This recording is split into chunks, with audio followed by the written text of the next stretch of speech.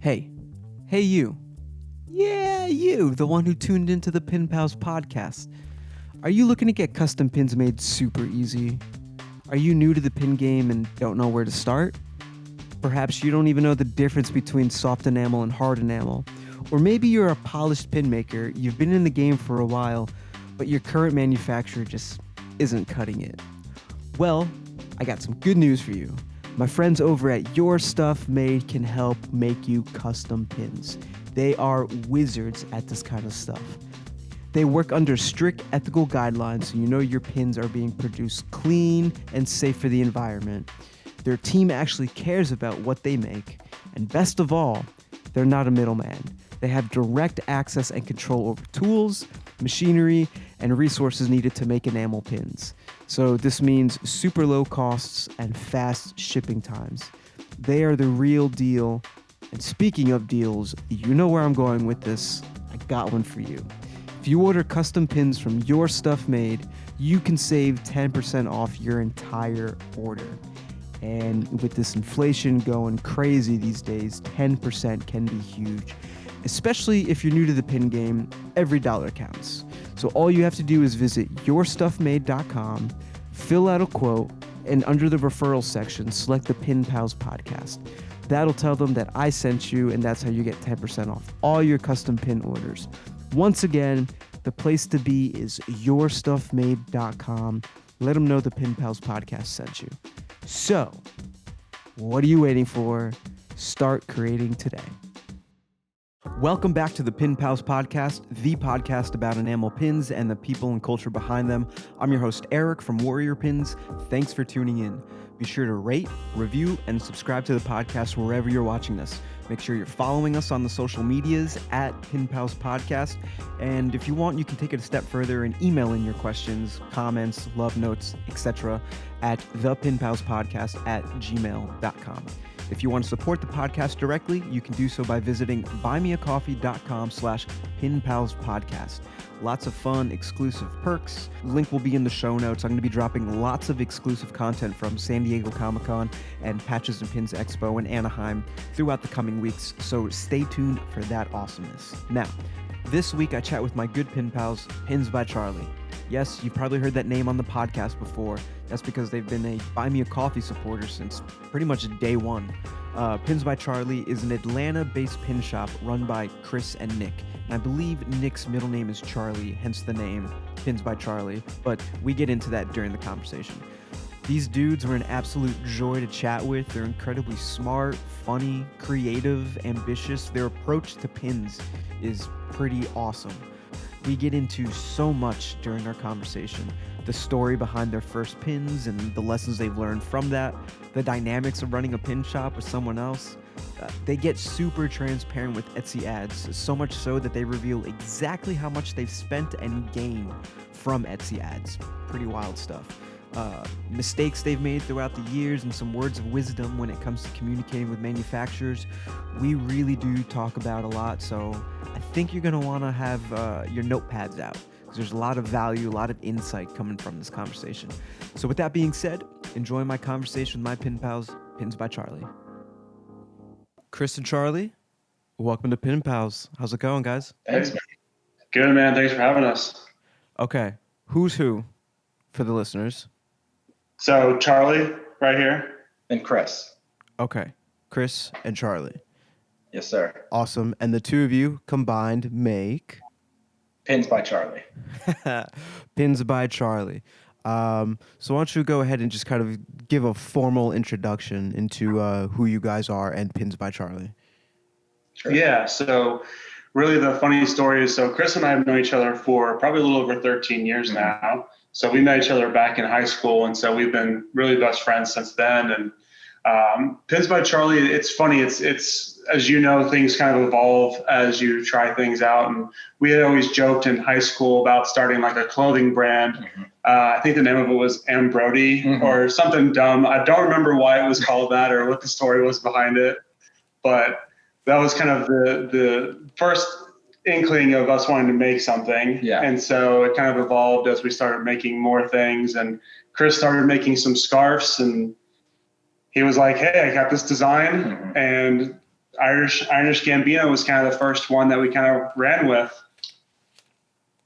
Yeah. So no, I think the big thing for us was like, hey, we've talked about doing something together. What can we tackle? What's approachable, right? And what's something in our wheelhouse? And pins was something that I think we both had kind of collected in separate ways. Nick had kind of collected, video games and anime and movies and stuff like that. And I'd grown up collecting Disney pins. So I was like, man, that's kind of a cool, easy thing.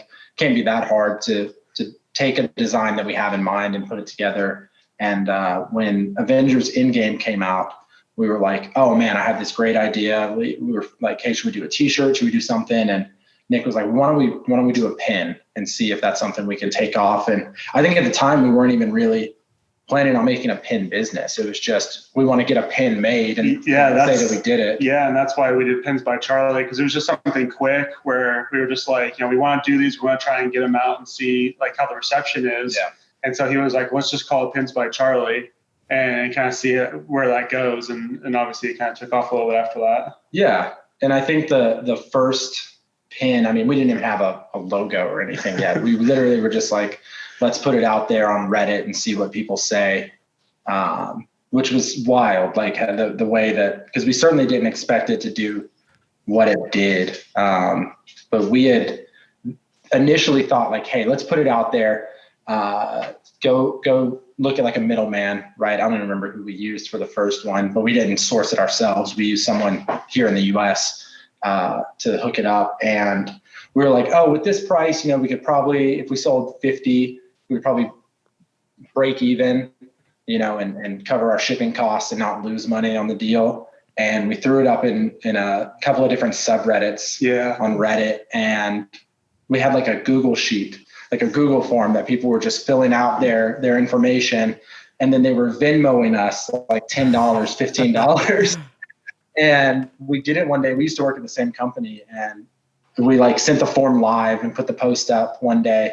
And Nick was like, dude, I'm getting all these Venmo requests coming in. And we went and looked, and it was like 75 responses on the sheet in like the first hour.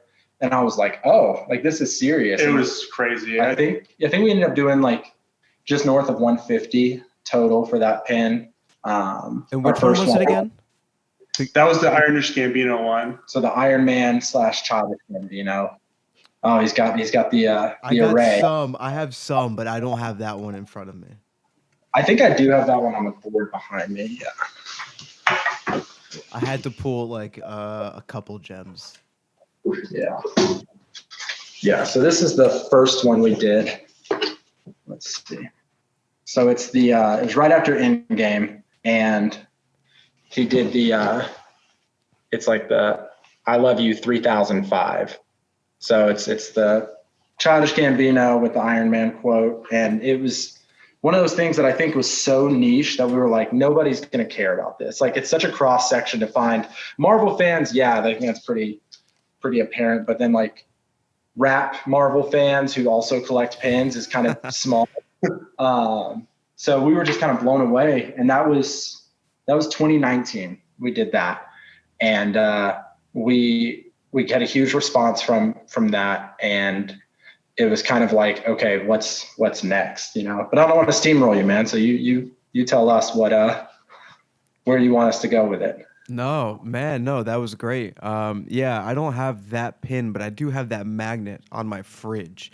And I think it is holding up my latest COVID negative test on the fridge. It's something I'm very proud of. Made it this far without it, I think. So nice. Now it's just like, now we got to try and stay COVID free. And that's the accomplishment. That's the goal. For sure. But yeah, with the both of you, hit me with a lot right there. The whole origin story was great. Yeah. I don't even know. So like before you guys met, did you guys have any like early pin memories? Do we have any Disney fans? Do we have just like collectors of things growing up and pins just seemed cool? Yeah, I mean, I went to Disney a lot as a kid, and I remember one day in the parks, like a cast member walking up to me and handing me a pin, just like giving me one, and was like, hey, you dropped this. And like now as an adult, I'm like, oh, he was clearly like doing a nice thing. As a kid, I was like, I didn't drop this. Like, I'm just going to take this now. This is mine. And it was like a Donald Duck, like dressed up as the devil pin. And I probably still have it somewhere. And I remember I got that, and my sister, I went to go tell my parents, and my sister was like, oh, I need something since he got something. So my parents had to go then drop like, $200 on all these pin sets for the two of us, so that everything was equal and fair. And, it was something like I had never really gotten into it before. And once I knew about it and was aware of it, I was way into it. So my wife used to work at Disney when she was in college. So when she and I started dating, we would like gift each other pins and stuff. So That's it kind of followed me from, oh, it was adorable, man. It was like, it followed me from childhood to like my marriage and all that. And now, even with our kids, like when we took our daughter for the first time, we bought her some pins, and she doesn't know, but she'll have them. We can point back to them and say like, this is your first trip. And so it's a cool, to me, it's a cool small token of like a memory or a time that you had that you can look back fondly and say like, oh yeah, I remember doing that thing or visiting that place, or even like trading pins or buying pins from this person. And it's just a cool, easy thing to store and to see all in one place. I've got the other board behind me of different pins I've collected, and it just always seemed a lot easier than having a rack of t-shirts or a bunch of hats or, larger other collectibles, for sure. Yeah. I mean, for me, like the pin collecting really started more when I was like in college. When I was younger, I was big Pokemon guy. So I had all the Pokemon cards. I had. Who was your starter? I got to interrupt real quick. Your starter? Oh man, probably Charmander. Okay. That was usually my go-to. I actually think the Pokemon Red was the first Pokemon cartridge I had. Nice. So that's probably why. But I can't even count how many times I probably replayed Pokemon as a kid on my Game Boy and my Game Boy Color. So I probably played every starter multiple times. But yeah, I mean, Pokemon, that was my thing. And so I had a lot of cards and the games and all that. And then when I got older, and really probably in college, I started seeing more people that were like collecting pins, and I saw some that were like really cool. And I've always been a big gamer. And so I started looking at different like video game pins. So like now I bought a Vault Boy pin from Fallout. We've backed a couple Kickstarter pins just to kind of see what other people are making, which is always fun to kind of see what other people are creating and stuff that we like to see and support the other creators. But that's cool. Yeah, now it's just I'm kind of all over the place. But one thing I did find recently, probably like a year ago, was probably one of the first pins I ever got when the Olympics were here in Atlanta. And my folks actually bought, or they were given, like an Olympics pin when we went over to Turner Field when they were lighting the torch and all that. And so I actually found that. So that's on my pin board next to the Olympics pin that we recently made last year, which was really cool. That is cool. And that is a cool pin. I think I saw it on my board, but I didn't know if we were going to be talking about that one specifically because you got like so many of them. I didn't know which oones to pull, but that one's pretty tight. No worries. Yeah, so that one was cool because Nick had talked about earlier, Charlie. I call him Nick, but we call it Pins by Charlie. He was talking about when I was doing some other stuff, sports related stuff, because we're from Atlanta. Nick was born out of state, but grew up here. So I try and do a lot of like Atlanta sports merch and hats and shirts and stuff like that. And we were like, well, why don't we bring pins into this as well? And with the 25th anniversary of the Olympics coming up, we were like, oh, let's do like a cool scarf to support the soccer team here, Atlanta United, and then we'll throw a pin together as well and kind of merge the two. And that's been a really cool opportunity to expand our pins as well, because we're trying to capture an audience that's already a little more focused as opposed to trying to break into a new niche. Because that's one thing that's certainly been tough for us is we've had a lot of success in the areas we've been in and grown in. And then we're just like, how do you find new ways and new avenues and market to people who've never heard of you before, don't know? what you're about or what you're bringing to the table. Yeah, trying to figure out the algorithm, which is always a moving target. Oh, you got to learn to like just accept defeat on a daily basis. Yeah. Yeah. It's insane. Yeah, it's pretty rough. Yeah, I try not to think about it too much, but you just got to keep pushing on with that kind of stuff. For sure. So, what's the dynamic like with the two of you working together? Is it one of the? I don't think it's a scenario where it's like too many cooks in the kitchen. Like I think, like, did you guys before starting like the pin venture like agree to be like, okay, I'll handle A if you handle B, and then we'll be cool. I think since we've known each other as long as we have, like it really that did work in our favor. The fact that we have known each other and been friends for so long, that it was kind of just Morrison. Chris has always been like a very strong designer and has always. I mean, the number of designs that we haven't done is outrageous, and so we always. I think that's where we kind of balance each other out. Is he'll send me ideas and we'll talk through things, and I'll be like, look, man, this looks like garbage. Like, we're not going to make this. Yeah, 100%. But then he'll make things that are awesome. And obviously, like a lot of our pin designs have been designs that Chris has done. And so he's done a lot of the designing and we talk back and forth about what categories we want to do. And then I've been handling a lot more of like the fulfillment side of things. So pins come in, I'm packing them up, shipping them out and all that. Yeah. And I think too, it helps a lot, to have like a sounding board, so that you're not just in your own head. Because sometimes you might have an idea that you're like, I think this is great, but I don't know if anybody else would like this or would support this. But then also being able to share some of the lift around things like customer service or marketing or even fulfillment when we have big waves of orders, like we get together and we just print labels and ship.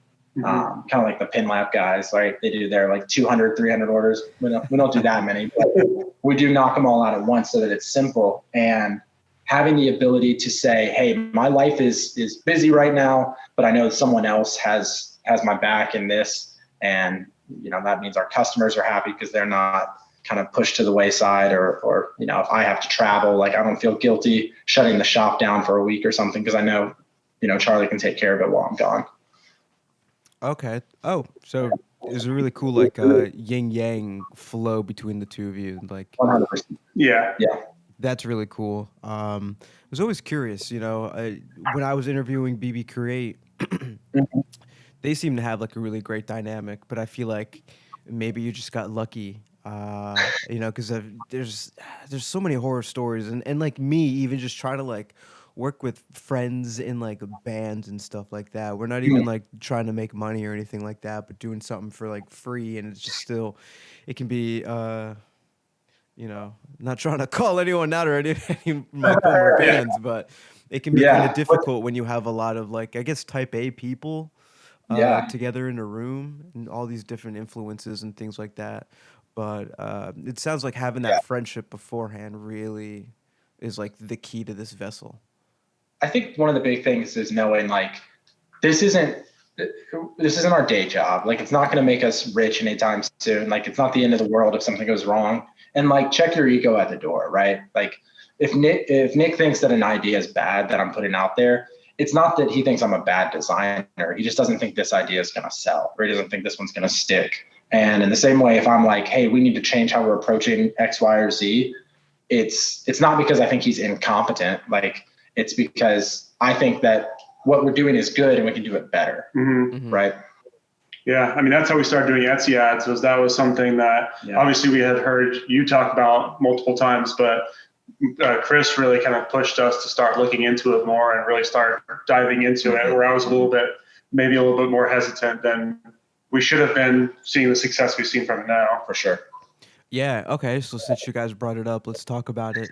Etsy ads. I know from talking to you guys almost like on a daily basis through some format, whether it's the Discord or DMs or one of the many Instagram accounts. Sorry, the train is going by. We both know, all three of us really all know that Etsy ads are huge, and we've all found success, especially through this past holiday season. So, Yeah. why don't you kind of just talk us through your Etsy ad strategy and like, what was it like from when you first started to now, and how's it Yeah, changed? definitely. Yeah. Yeah. So we didn't start running ads until probably halfway through the year last year.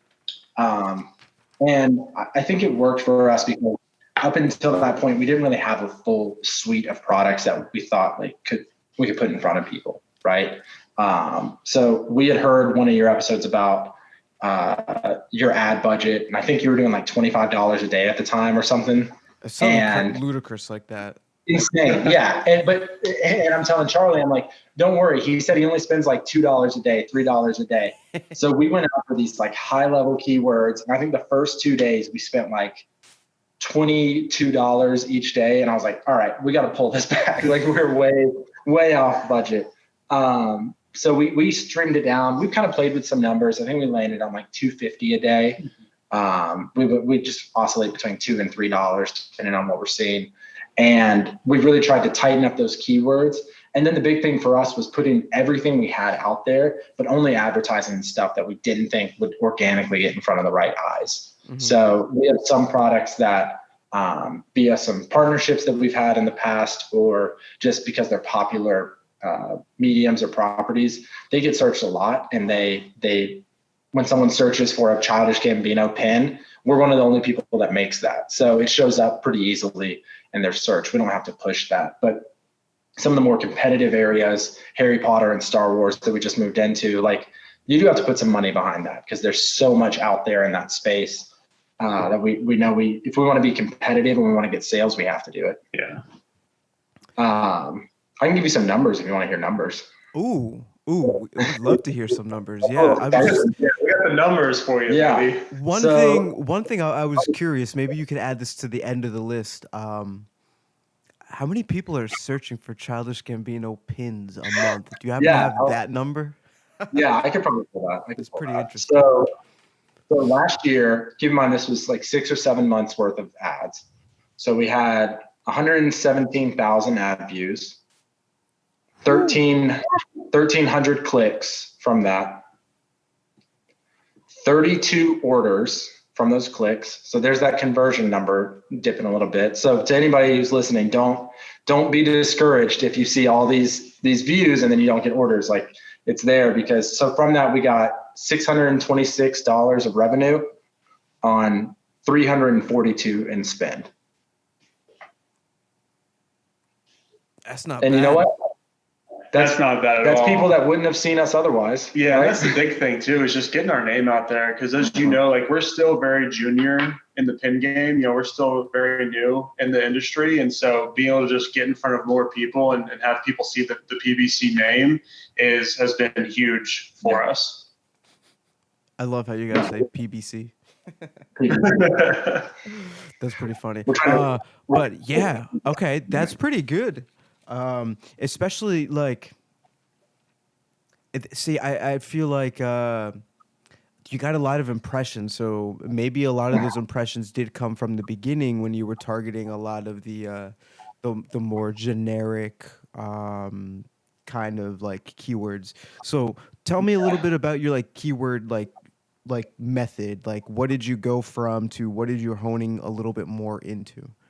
Yeah. So I think the big thing for us that we found success with, especially on the larger properties or media brands, like, if people are doing Disney or Harry Potter or Marvel, whatever, is staying away from that because that's just so saturated. But it's really getting into the mix of it with a very specific scene or category, Hogwarts Castle enamel pin. Hogwarts Castle patch. Like that's the kind of stuff that actually brings in people who are interested in what you have to offer and actually will convert to an order. Because beyond that, you get a lot of, like you said, a lot of impressions, a lot of views, and people just scroll past it. Mm-hmm. And on Etsy, that's okay because they're not clicking into your product at least. But at the same time, I want them clicking in. I want them using my ad spend because I want them converting and being happy customers at the end of it. Yeah. Okay. That's smart. Yeah. Getting like super granular, getting really specific. Yeah. And maximizing the tags too. I mean, you have them. Don't leave them hanging. I think when we did the initial run, we would have like, 2, 3, 4 left on a pin, and we're like kind of jockeying around. What can we put on here? Can we think of anything else? Oh, there's nothing that is really relevant. But just getting as niche and specific as possible, because people misspell stuff. People put one thing when they're thinking another, and just finding more and more opportunity for people to find your product. Yeah, for sure. And Etsy is like a pretty powerful tool in terms of the analytics that it provides. I mean, I would say it's like comparable to like Shopify or something like that. And I know that you can do keyword research within Etsy. Is that kind of how you did it, or did you use another platform or plugin?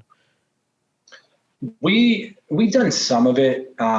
So much of it is just like, we feel good about the pace we're at. Yeah. Okay. That we didn't crank it up that much. I think we've talked about it before offline, but for a while there, our Etsy sales were outpacing our site sales. So people were finding us on Etsy way more than they were locating us through Instagram or Twitter or any Reddit, anywhere else that were funneling back to the site.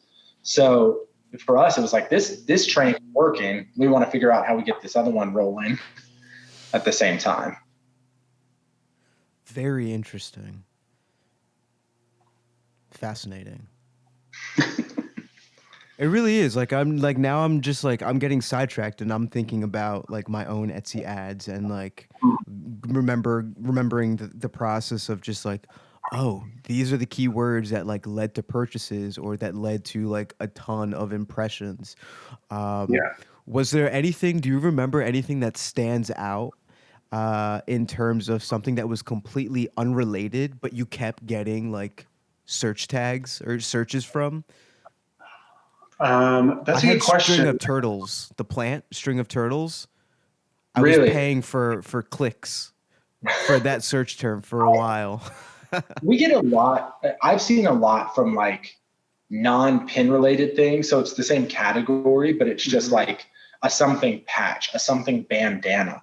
And I'm just like, maybe that person bought something. I don't know. But I when I scroll back through, I'm like, that's so not what we're trying to hit. I will say there was one pin that we did, like a fish tank that has the Krusty Krab in it. And it was a pilot for a Kickstarter we wanted to do. So we wanted to do a bunch of different fictional places in different types of fish tanks. So like the Krusty Krab and the TARDIS and the Millennium Falcon, and just, kind of across the board. And we put that one up, and we get a lot of weird fish results from that because of it. non-SpongeBob related results. Yeah. Something's fishy. Interesting. Clearly.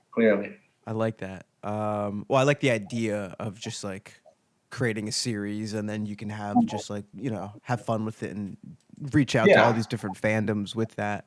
And then there's a whole collecting aspect to it. 100%. Etsy. That's pretty cool.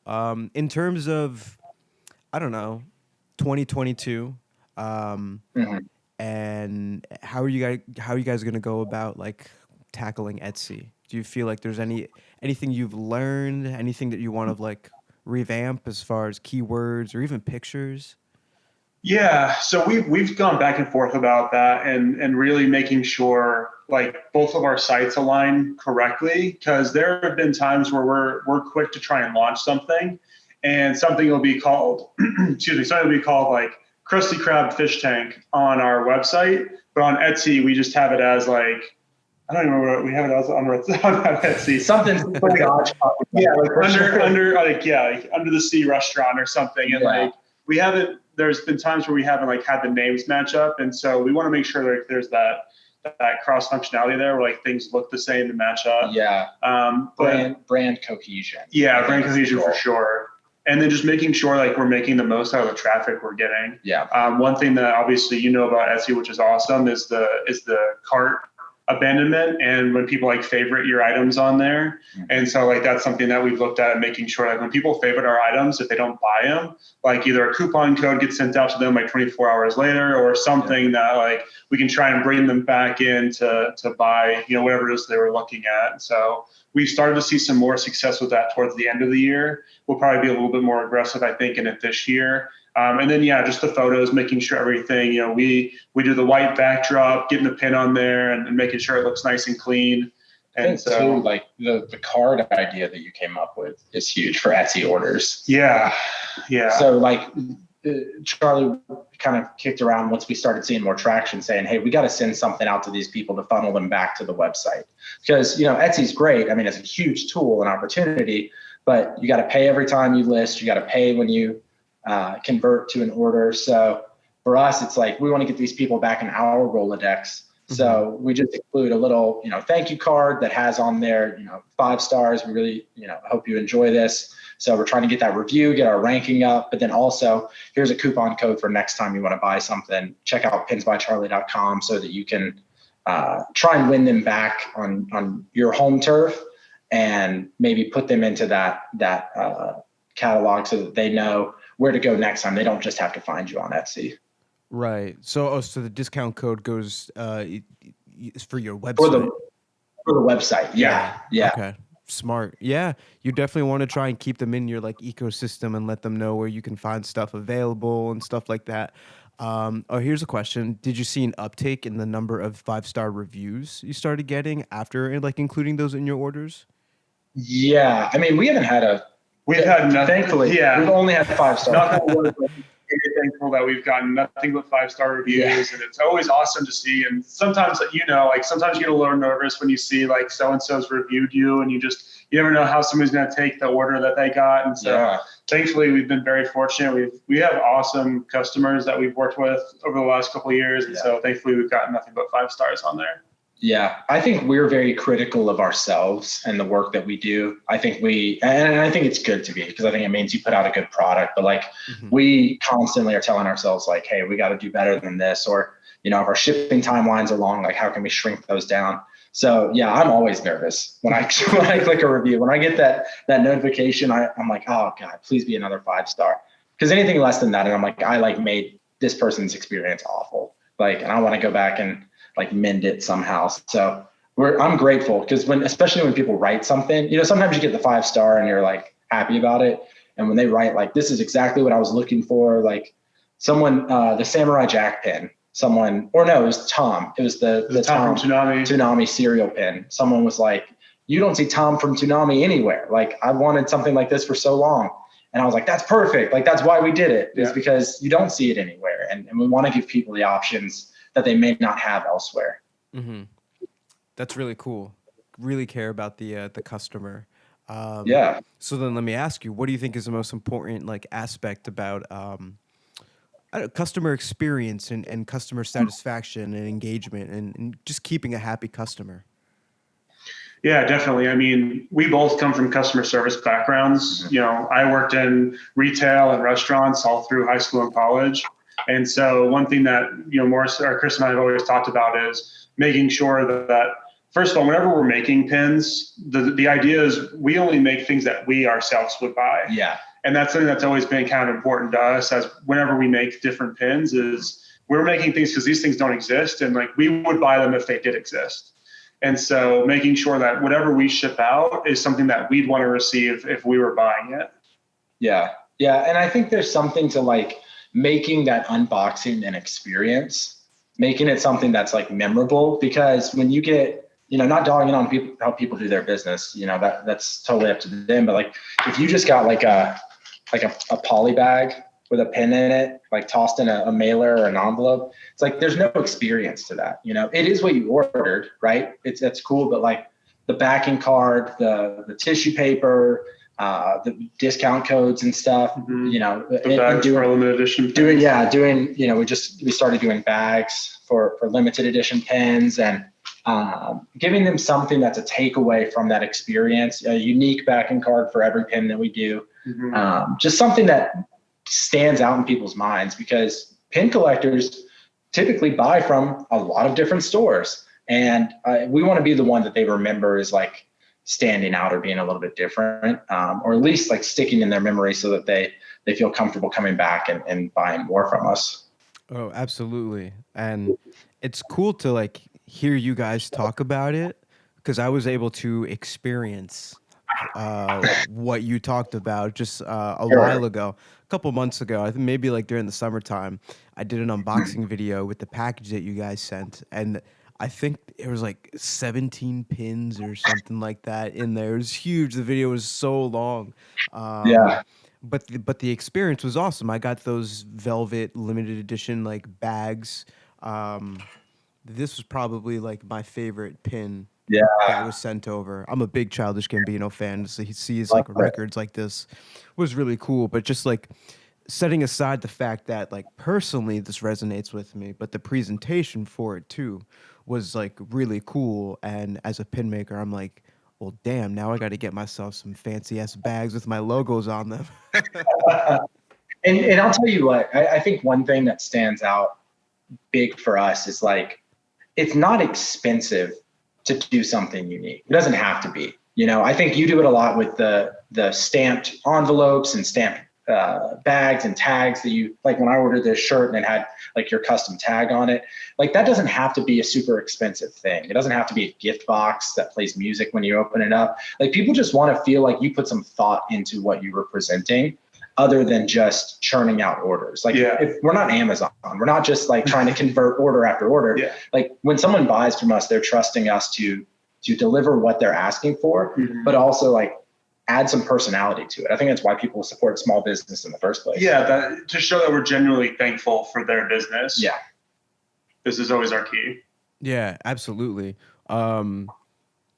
Yeah, I mean, even the attention to like the backing cards, like for a lot of the community based pins, like the background is the crumpled paper that is like the background for the show, and I sport Troy and Abed on my Love head it. now. I'm huge fan of Troy and Abed. I have one of the Funko Pops. Still can't find an Abed Funko Pop out in the wild. I guess I could order it, but you can order anything, you know. You I can want to get like anything find now. it out in the wild. Yeah. Print it on your 3D printer, man. Yeah, there you go. We're big with it. Yeah. Oh man, I that think, thing is crazy. I think too, for me, like designing the cards is fun. Like making the pin is fun, but then thinking like, how can I expand this? It's like creating a universe for your pin to exist in, right? Like it's like I made this cool thing and now I want it to look good. So I have to find a way to like exemplify everything that's cool about it and make people remember why they bought it in the first place. Yeah. I mean, like, even those cards, like we always do the rounded edge on the cards. And that's like a little more expensive than just the typical business card. But to me, like it just looks sharp. Like it just looks better. I think, at least. Maybe other people disagree, but it's all about like adding a little bit of excellence to what you put out there. I think also too, because I went to school for media productions, I'm a fan of the 16:9 aspect ratio. So to see pins with that is also pretty cool. But they're just like sleek. Like if you know, you know. And when you know, it's like, oh shit, that's dope. You know. And it resonates. Like that's the big thing. It's like, you know, you do like niche turtle stuff that people may not, like mainstream fans may not know about. And it's like, if you see it and you recognize it and it's on someone's jacket or whatever, you're going to stop them and say something. Cause it's not just a pin you buy at Hot Topic or at, you know, the mall. It's like, oh, this actually stands out and is something unique I haven't seen before. You just attacked everybody who shops at Yeah, you're done. They're over. No, there's nothing wrong with that. I collect Disney pins, right? Like there's a mainstream side of things and there's stuff that's underrepresented in the pin game. And I think there's opportunities in those voids to fill it with cool and unique things. Yeah. All right. So that's interesting. So one of the questions I was trying to work my way into was in terms of, because you're hitting a lot of different fandoms, I'd say. So when you're trying to figure out what to do, are you searching to see if like a particular fandom has a lot of volume, or are you searching to see if there's like a missing void that you can add to it? Yeah. So what you're saying is super smart. That's genius. Probably what smart people would do. We got to start that, man. But yeah,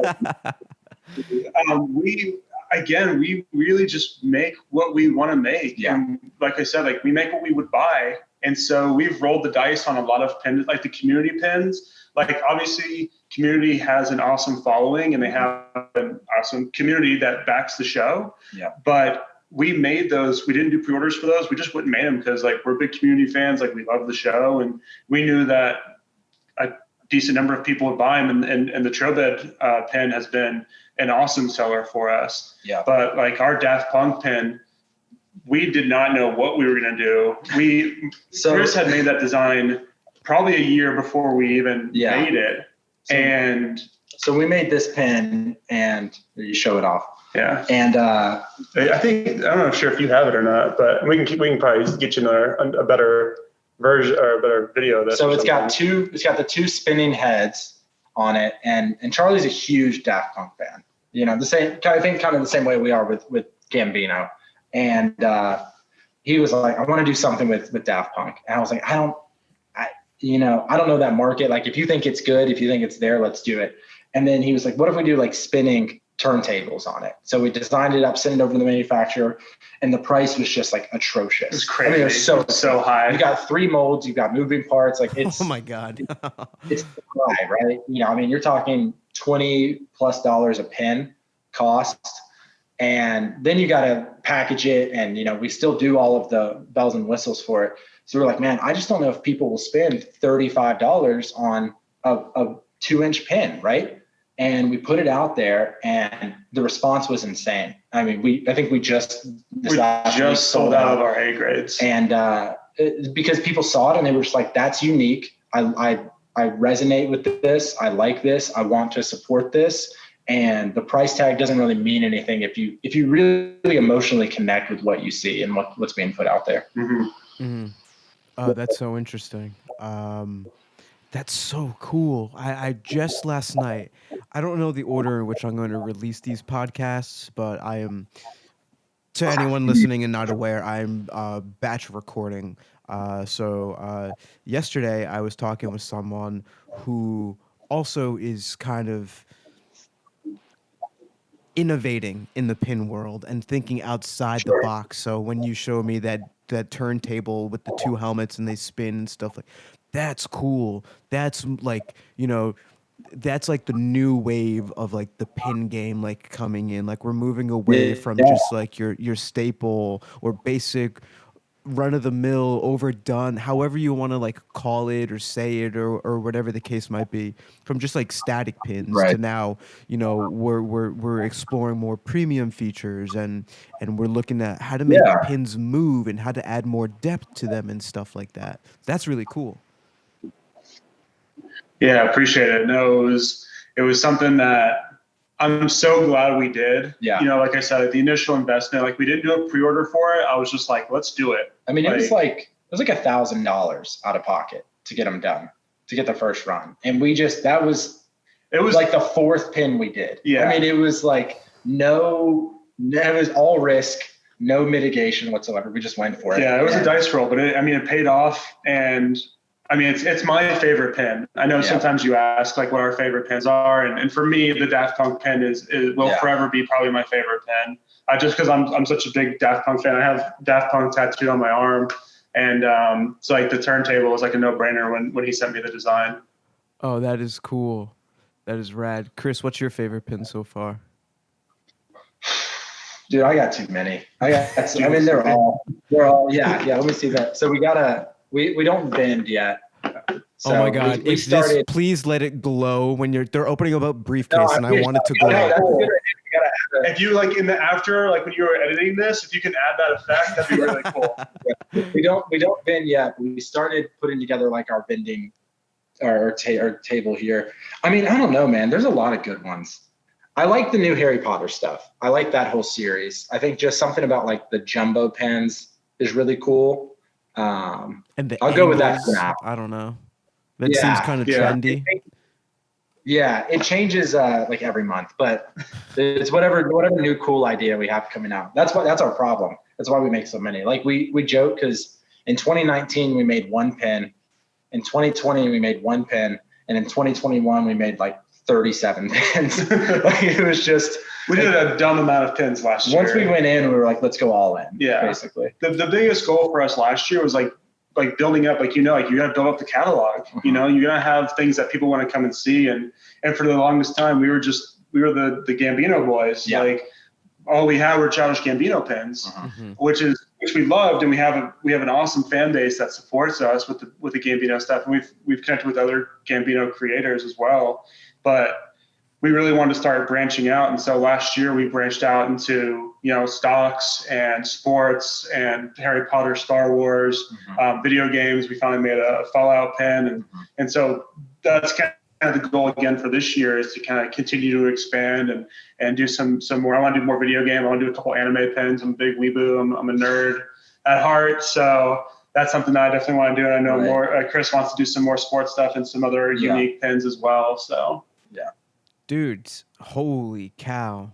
Like we don't know the definition of stay in your lane. Like we're in everybody's lane, not to run people out, but like we see, I'll give a shout out to Adventure Society, right? Castle Gang and everything he does. And we see that and we're like, that is dope. Like we want to get in on that, not in a way that like bites anybody's design or takes their approach, but more like, man, they made something cool. And that gives me a bunch of cool ideas that I want to go make. Like I would love nothing more than if people started making more Gambino pins. Cause like, I want to buy those pins, I want to put those next to my pins on the board. And, I think I've heard it talked about before, but like the market is big and there's plenty of room at the table for everybody to come and create new, interesting, innovative ideas, like you said, and expand on it so that people don't just think about pins as this 1x1 little gold plated, one color dye stamped product, but like they can be these unique, really cool mediums for art. Yeah. Oh, I love it. I also want to say the ramp up going from 1 pin in 2019, 1 pin in 2020, and over 30 last year. In terms of like strategy, like how did you handle releasing all that stuff? Was there a strategic effort behind it, or was it kind of, for lack of better words, willy-nilly? I think there's definitely a mixture of both. Like when you're launching a pin, sometimes there's an idea and you have a game plan behind it, and sometimes you're just like, fuck it, let's just go and see what happens. And some of the Daft Punk pin, like that's exactly what that was. That was just like a fuck it, let's go, like let's see what happens. Fingers crossed we don't have to close, shut everything down after this one. And it worked out. And so we definitely have those ones where we think through the marketing and everything. I know, if you want to talk about our partnerships and was like I think there's something last year. There's something to be said for when we came into it in 2019 and 2020, we were pre-order only. So we were only placing buys if we had enough support for a pin, right? And that worked out so well with our first pin. We were like, oh, we'll just put it on Reddit. We'll just post a picture on Instagram and people will come buy the pin. Like we thought it was that easy. And we did like 6 designs that got 0 response. I mean, literally 0 orders on all 6 of them. And we were like, maybe this was stupid. Like maybe we were one and done. And in 2020, that's when we did the Beano album pin. Okay. It was 2020. And so we went back to the well. We knew we could do Childish Gambino stuff. We put it out there. We got a 10, 15 orders. We're like, all right, well, we want to make something, so let's do it. And in 2021, we kind of shifted focus to, okay, if we really believe in these designs, if we really support them, like we need to put our money behind it. Because if we can't put money behind it, how do we expect other people to put money behind it, right? If we can't invest in ourselves and invest in these designs, and if we believe that this is something that I would buy, like I have a chance to buy it right now. It's going to cost me a little bit more money. But then I get to also share that with everyone else. And we had done that with a couple of designs early in 2021, got a little bit of traction, and we reached out to a guy. We're both, got big into the stock market, 2020, 2021 in that time frame. And for anyone now I see where you got the money from. This is how we're getting all the money. We're losing all of our stock market money by buying pins. Well, when you're in the pandemic, what else are you gonna do besides sit in your house and trade stocks? Exactly. And make pins? Yeah. We make way more money with pins than we do with stocks, I think. So we, a big thing on Reddit and in that world is like diamond hands, like buying a stock and refusing to let go of it. And we had made this diamond hands pin. We weren't the only ones, but we made a design that we thought was kind of cool. And Charlie was like, let's go ahead and do it. Like, another one, just take the jump, go ahead and put this little guy out there. And we sent it to an investor on YouTube that we both watched and learned a lot from. Guy around our age, maybe a little bit younger. And we were like, just send it to him, see what he thinks. And we wrote him a letter. Hey man, we want to get this to you. And, if you like it, give us a shout. Like, we'd love to partner with you and maybe talk through how we can, you can promote this, or we can make stuff for you, whatever. And it turned into a really, really cool relationship with that guy. For the better part of like 6 or 7 months, he was showing off our pins in his videos. And we were able to make we always like to do stickers and giveaways and stuff with pins when we send orders out. So we were doing like custom backer cards and stickers for him, supporting his channel, but then he was promoting us, and he would get a small portion of sales, right? So we didn't have to necessarily front anything, but he had some skin in the game as well. And from that pin, we were able to get so much traffic and so much volume that we felt comfortable reinvesting more into the business to say, okay, we see that there's opportunity here. It really funded the back half of our year to be able to make more designs that we wanted to try out that we may not have done beforehand if we didn't have that capital to really make those moves. I mean, to give you numbers again, I think on that diamond hands pen, we've done like 4 or 5 reorders. I think we've sold 450 or 500 of that pen. It's far and away our best seller. Mm-hmm. And since then, we've actually worked with we've reached out to other YouTube people. We found another YouTuber who does video game stuff. Same kind of pop. We actually didn't even reach out to him initially. Yeah. He bought a pin. He bought our Fallout pin on Etsy. Yeah. And posted it on his YouTube and his Twitter. And we didn't know. And one night we're just getting notification like nonstop from Etsy, like 40 orders overnight. Yeah. It was literally like over the span of like 48 hours, we sold out of that pin. And so like we finally found out that this content creator had just posted our pin. And so we reached out to him and we talked back and forth, and we ended up reordering and doing a variant it was our Fallout New Vegas pin, where we did that one and we did a glow in the dark version of it as well. And so we sent him a glow in the dark and a normal one. And he posted him again. And we sold out again. So we're waiting for. We just got the re-up. We just got the reorder from the last sellout. Unbelievable! So, wow. Yeah, we've been fortunate. There's been so many awesome people that have helped. Like, Pins by Charlie is not just Chris and Charlie. Like, as 100%. You know, like obviously the customers make us who we are, but we've been very fortunate to partner with some awesome people in the YouTube and Reddit community, and even on Instagram.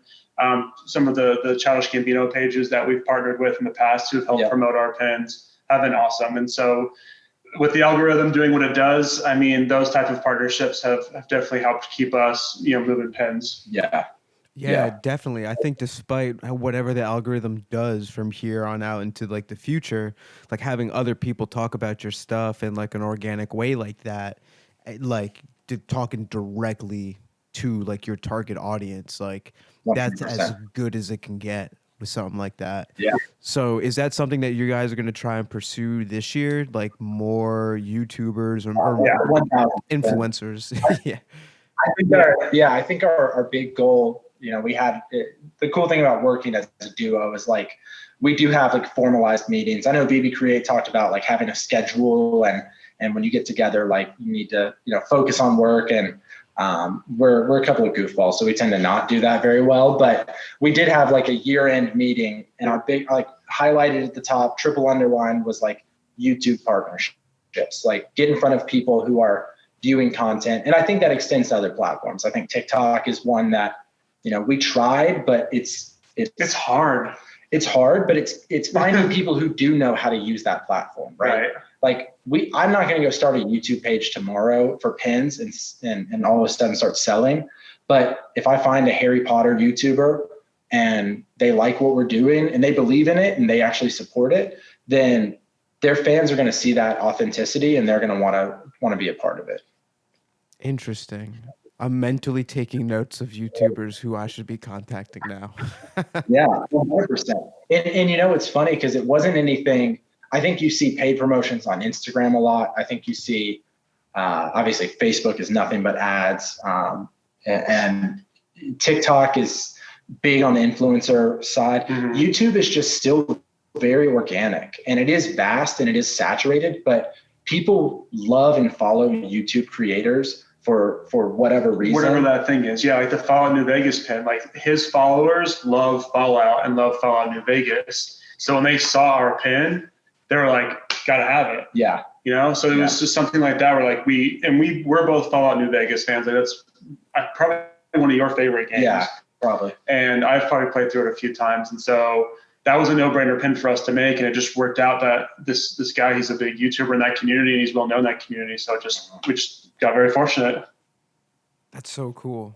Oh man, I'm really happy for you guys. I did not know that like you were, I don't want to say getting help, but you were partnering up and like, working with influencers and stuff like that. Like I've done marketing in some capacity for the past, like, I don't know, almost a decade at this point in my life. And I know like the value behind working with influencers and stuff like that. For sure. So to do that with pins, it's just so cool. And I think part of it, again, like with I'll call him out, his site is TKS Mantis. Go watch his videos on YouTube. They're pretty cool. This guy was just a customer, right? Like he was just a guy who saw our pin on Etsy and thought, that's a dope pin, I want to buy it.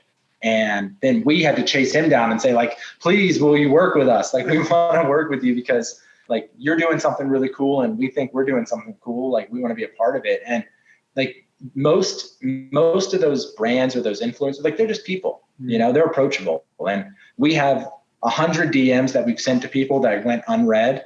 That was just hey, we're two guys making pins and we'd love to talk, right? And for every 100, we get one response that's like, hey, I'm a guy making YouTube videos. Let's talk. And it's that simple. Like it doesn't have to be anything bigger or more intense than that. Yeah.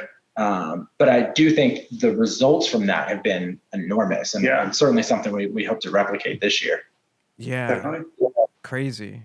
Have you ever had any opportunities to try and get your pins in front of like celebrities or influencers like in person?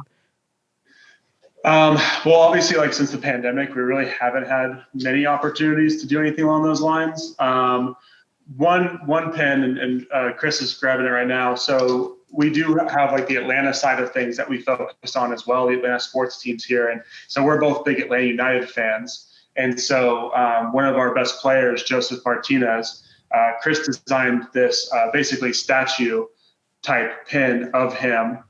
Because Atlanta's thing is like, we're always like, build the statue because he's one of the best players we've had and he'll always be like a legacy player for us. And so everybody's always like, build the statue. So we did this pin and one of our customers actually showed Joseph the pin and he commented that he liked the pin. He like took it to a meeting, gave it to him and stuff. And I think Rolling Pins did something similar with an AEW wrestler, Orange Cassidy. He had made a pin and like met him at a meet and greet and got to give it to him. So like, that's a cool feeling. Like, again, it's just a person, like he happens to be a celebrity or an athlete or whatever, but to know that like, hey, I like what you're doing and I want to give you this. And you see that it's like a representation of our support. Like that's a cool feeling, I think. Definitely. Hell yeah. That's such a cool feeling. Good for you guys. Every time I think about that, well, I hear stories. I think BB Create talked about meeting Kevin Eastman and having his wife buy the pins and then show it to him. He every now and then he'll come to Jersey, but for some reason or another, I've never made it due to like prior obligations or I wasn't like in the state or something like that. But I always just like tremor at the idea of like, hey man, I made these pins from the characters that like you made. I'd love to give them to you. I'm like, what would he say? Does he really care that like someone's making these pins, or is he just like really appreciative? To me, I think he'd be really appreciative. But Yeah, and that's what they said, right? They said that he was like really, he thought it was cool, which is certainly what you hope for. You don't want them to be like if Donald Glover ever reached out and was like, "Hey, stop putting my face on stuff." Like, I mean, it'd be cool. Here's the cease and desist. Yeah, it'd be flattering, but I'd also be like, "Oh man, like I really hope you like it, not hate us." But I think that's a big thing. Like, it is flattery. Like, we only make stuff we like, and we only make stuff we appreciate, and I think hopefully it represents itself in what we make and the quality of what we put out there, that we do care about it. Now we're not just trying to, churn out product after product. Mm-hmm. Damn. So cool. So inspiring. Like, I feel pretty good right now.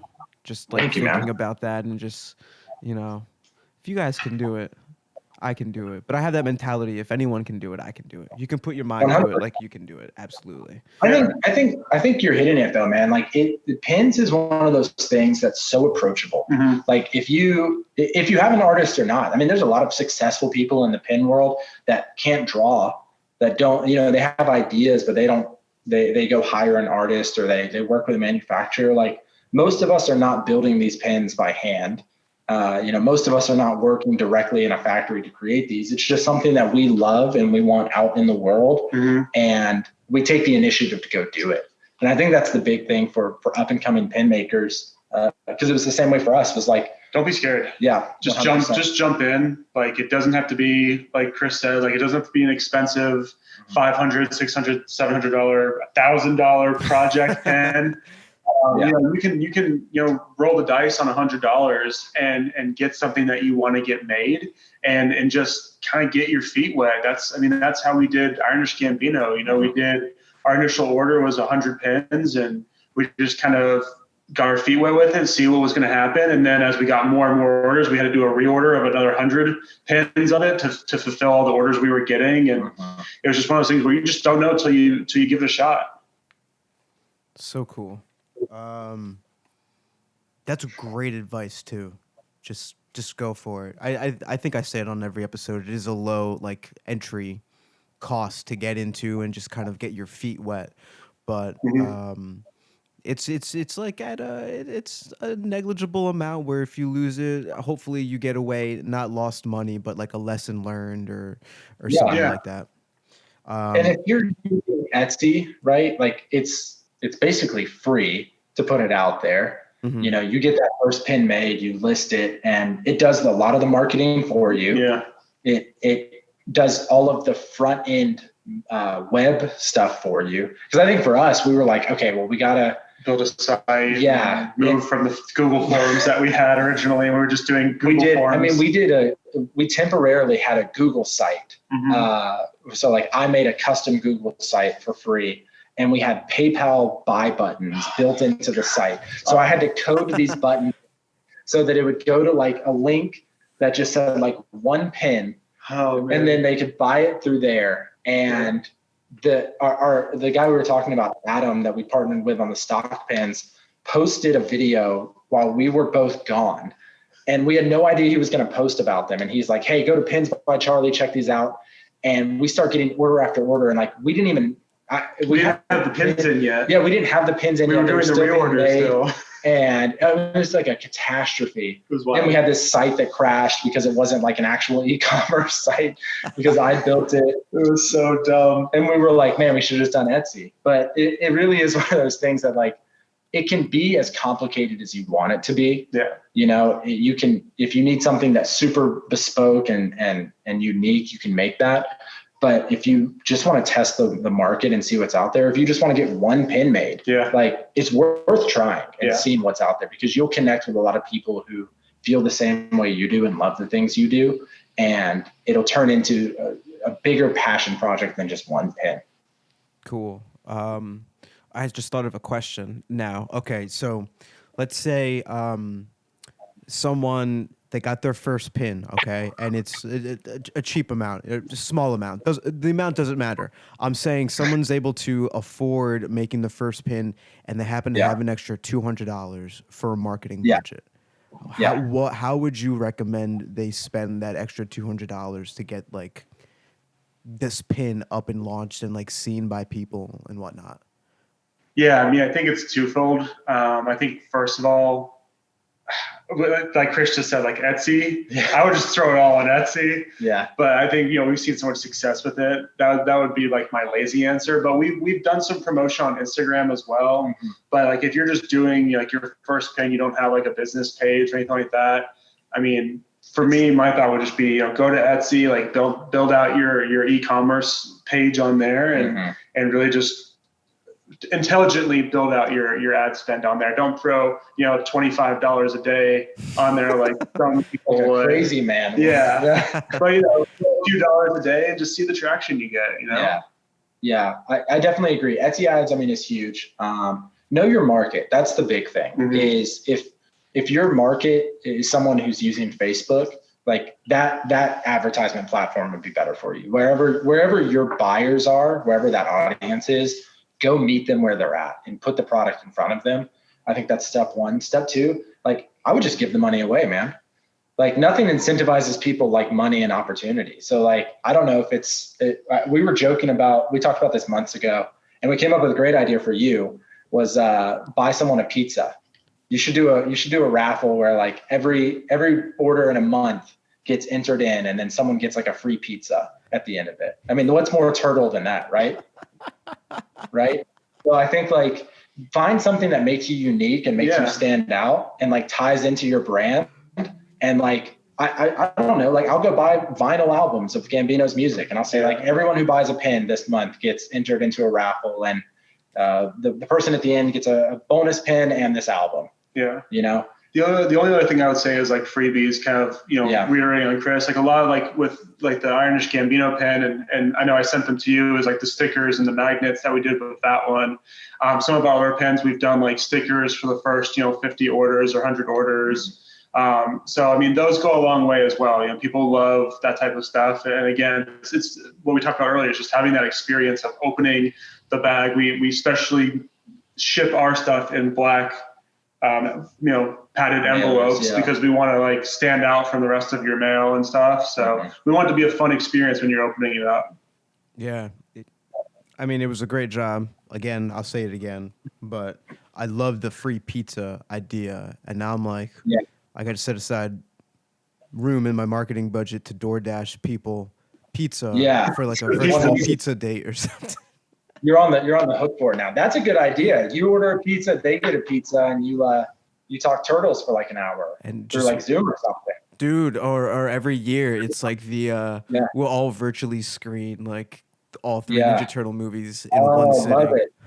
Love it. That's the idea, man. But that's the stuff, right? Is like find a way to be unique. I think if you really want to build a relationship with people, especially through e-commerce and we've had the pleasure of sending stuff to people in Australia and Great Britain and Europe and all over the world. It's like that person and I may not have a lot in common, but we both like this one thing.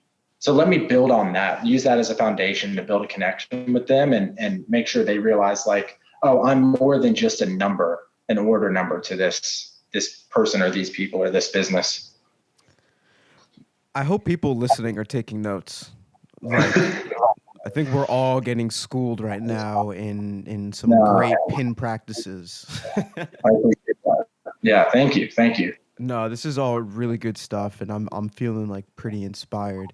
I don't know, like what I'm looking through my questions. I don't know what else. I mean, I would like to ask like, but I feel like you guys talked about it. What are some like mistakes that you guys have made in the past? Maybe. Do you want to talk about cereal or you want to talk about apes? I'll talk about the other one. Well, we know immediately like what the mistake is. I think like sometimes like when people are like, what are your mistakes with the business? Like there's always like one thing that comes to mind. For me, it's it's the stuff I said we're really critical and like we are very critical. We talk about these all the time. These are the things that we're like, when we talk about new pins or new ideas, we're like, don't make this mistake again. Like, Yeah. don't make this another cereal is kind of what we say. And like, I'm very critical of like the pins that we send out. Sometimes like I send out B grade pins that would probably be fine as A grade pins, but like, I'm just so critical of like what we send out that like, I'm sure Chris probably gets annoyed with me sometimes where I'm like, but it's got that, like that little mark on there and it's just like really bugging me. So we're going to make this a B grade pin. But yeah, probably cereal. Honestly, is for me probably one of the ones that we kind of swung and miss on. And that was our Toonami. That was our Tom, their Samurai Jack, and Goku pins that we did. Yeah. There you go. So it was one where we really went back and forth on the design. There was miscommunications that we had with our supplier who was making them, where they thought we wanted one thing. And then they did the different thing where we wanted all the stamp to be internal, and instead all the design was internal. So it looked like almost like a stamp, like you were going to stamp like a piece of paper with it, which I think you probably have one of each. Yeah, I think I sent you both. I think I sent you the mistake ones and the normal ones. So, and like, there's a takeaway there for like, overly communicate to your manufacturers because they're not mind readers and they're not part of your business. They're an extension of your business. So they don't know everything that you're thinking. And like reconfirm, it's worth losing a day in that email because typically you're talking to someone in Asia. It's worth losing a day in that email timeline than it is to lose 30 days of production if they have to remake that pin. And I'd rather like confirm that color is correct, that it's the right PMS, that they know where to do the cutouts, whatever it is, so that we don't have to remake a whole batch of pins. Yeah. The one thing I do like about cereal is the first time we did specific colored backers for the pins. So I do like having like Tom has a blue backer and Goku has the orange and Samurai Jack had the gray one to kind of go with the pin. But that's probably one that I always kind of hold that I wish had done a little better and we had done a little different. But again, that's like as you see like the backer card, like again, we want to do something that was unique to the pins and made sense for the pins, which is why there's the cereal on the backer card. Yeah. So, but I know Chris has a different one than I do. So the other one is we did a series after doing the Diamond Hands one. We went kind of like full in on the investing thing. And we did a couple of other pins with them. And we just maybe overestimated a market a little bit. And that's another situation where like, I think the number was like $900 to get the pins done. And we ordered way more than we thought we needed because we didn't want to run out again. We didn't want to, put people on back order. And we're still like struggling to sell through those designs because we did something that we were trying to predict for the market instead of something that we actually liked and cared about for ourselves. We that was the biggest lesson is we went away from our key thing, which is, would we buy this pen? Yeah. And I don't know if it's a pen that we would have actually bought. It was one that we made to try to predict what the market was going to do. Right. And it showed for how it performed that, us going away from our normal mantra kind of kicked us in the ass. And so it was a great learning lesson for us. 100%. Yeah, that's interesting. Kind of like getting carried away, for lack of better words, in like these trends and stuff like that, and just being like, I think these would sell. Let me be. It was like, let me see if I can be one of the first like pin companies to try and like tackle this idea or something like that. Yeah. Exactly. Yeah, ugh, I hate that feeling. It's tough because you feel like you don't want to miss a wave, and there's nothing worse than hindsight, right? Feeling like, oh man, we talked about this and we should have done this and we never bought it. And now look at how much money or how many pins we could have sold. But the reality is like, if you don't believe in it enough to do it in the moment, like it would have never been worth it. Mm-hmm. Mm-hmm. That's a good way of putting it. Very good way. Damn. Yeah. I'm getting flashbacks to when that shit happened to me. But it was like early in the beginning. I think for me, I was like trying to figure out my identity. So I was just releasing like whale pins and Pokemon Go pins on top of the turtle pins and stuff like that. The Pokemon was just totally spur of the moment. One of my other entrepreneurial friends was like, dude, we gotta make these. I know people that we can sell them to. We can go to the parks and like sell them to the kids who are playing. Like, Yeah, okay. And you're gonna go to the park and sell pins to kids, like. You got a trench coat full of pins. And you're just like talking them out. I love it, man. But it was just like we saw a trend, and this was like 2016 when Pokemon Go like first came out, so that was like Oh yeah. a huge thing. And the pins, was like a wild wild west. It was really easy to grow back then and stuff like that. So, but it produced a lot of headaches, and it took a while to like sell all of them. I think at some point, in order to get over a breakup, I started getting back into the Pokemon trading card game. And the local comic shop that would go to and play, I just would like bring the pins and just leave them either at the table, like pretend that I'd left them at the table, or just like give them to like little kids who like are really into the game, or maybe they have an electric deck or a fire deck or something like that. I'm like, here, man, just take this. I think you'd get a little bit more out of it. But it's just like, me finding ways to not just like throw them in the garbage, but to give them to someone who would actually like them, and just to get them out of my life, get them out of my face for good, and take the listing down from my website, never again. Yeah.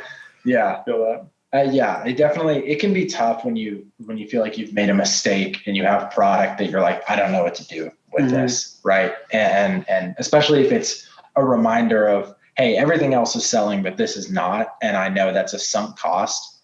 But I think it's also like any mistake, right? It can be a positive if you learn from it and if you grow from it. And which I think we definitely have. The mistakes we've made, multiple lessons learned, and building out checklists of, like Chris said, making sure when we're working with our manufacturers, we're taking the extra time to really make sure that we're on the same page. So it's just, we may lose a day, but we're not losing 30 to 40 days because we had to reorder the pins because they came through in the wrong PMS color, or the cuts were not right. So those types of things. I mean, we've had the pleasure of working with a couple of different businesses to do pins for them. They both actually came to us because they had purchased previous pins from us, and like a manager of a bar, Clemson, reached out to us. Clemson Tigers bar reached out. He was a Gambino fan, and he bought stuff, and he was like, I want to do some pins for my bar. And we were like, awesome, man. Like, what are you thinking? And he was like 1,000 pins. I was like, 1,000 pins? Like, I love that. Was our reaction too. But they're like giving them away and stuff. And, we charged him nothing to do them. We also did backer cards for him. And we basically did like a little marketing setup for him where we helped him get the pens made. We had them shipped here. We QC'd them. Chris designed backer cards for him. And then we also got him like the plastic sleeves, and we just sent him everything. It was like, hey, like here's everything that you need to like get these done for you. But the big thing was we were like, we'd love to do this for you. Like, can we put our tag on there? Can we put Pins by Charlie on there? Because, we want people as a return for that, like just so people see, hey, we're here. And if you want to support us, you can support us. And anything to create more pin collectors, right? And to get more people into this. So we've had the opportunity to do that a couple of times now. And one of the orders came back with a color that was a little bit different than we were envisioning because of a manufacturer issue. And it ended up getting sorted out well. But it's especially tough when you're in the middle of it and you're like, I certainly don't want to be the one who messed this up. So it's a reminder just to always be on top of those emails and those manufacturers and triple check everything and clarify what you don't know. Don't just assume that someone's going to do it correctly. Yeah. What you said, losing a day over going back and forth with some emails is a lot better than another 30 days or like 2 months, or I don't know, you catch them and it's Chinese New Year. And they're out for like a month or something. 100%. So final question before we start wrapping things up. I want to know from each of you, because it sounds like you've had quite a journey in the short 2.5, 3 years, whatever you guys have been doing these pins. I'm curious what each of you think is the proudest accomplishment. You got something? That's a great question, man. I think for me, like last year, obviously it was like such a big year for us. 2021 was really the first year where we really took PBC seriously and really started putting a lot more time into it. Where before it was something fun that we would talk about and we would try to do, but 2021 was the first year we were like, hey, like let's go all out and let's see what happens. And so it started off with the 4 music video pins. We rolled that into the Daft Punk pin and then Diamond Hands. And with those 2 doing as well as they did, I mean, for me, like I will always love Daft Punk pin for a couple of reasons. A, with me being just a huge Daft Punk fan, but B, just the fact that we did take a chance on a very large investment the first time we really rolled the dice on Pins by Charlie, and the fact that it paid off to the fact that we've sold out of A grade and we only have a few B grades left of Daft Punk is like such an awesome feeling for me. And so that's probably my favorite thing. Yeah, I think that's solid. I think my yeah, there you go.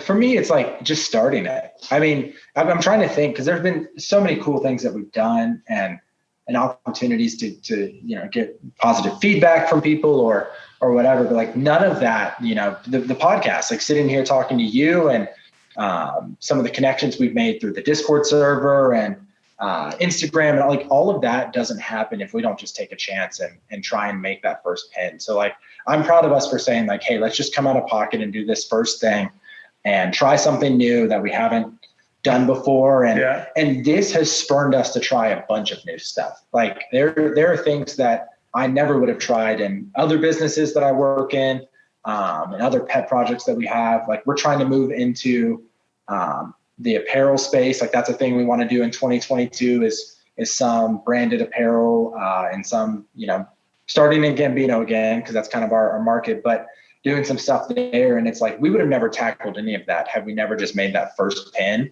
and said, hey, this is an idea worth pursuing. Like, let's make it come to life.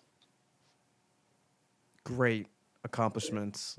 It got me thinking too, like you guys probably have to be like pretty, I don't want to say like pretty invested, but pretty aware of just like what's going on with like Donald Glover and his happenings, whether it's a movie, Atlanta, any sort of community revivals, or they did like a reading like during the beginning of the pandemic and stuff like that. So I'm sure you see like an uptake in some things, but like when he's like about to release some new music or something like that, like under a different name or whatever the case might be, like it'd be pretty cool to follow that. Because I was also thinking, oh, these turtle movies are going to be coming out in like 2023, 2024. Like there's going to be a whole resurgence. I'm like, maybe like I should have like designs queued up and ready to go and like hit these waves and stuff like that.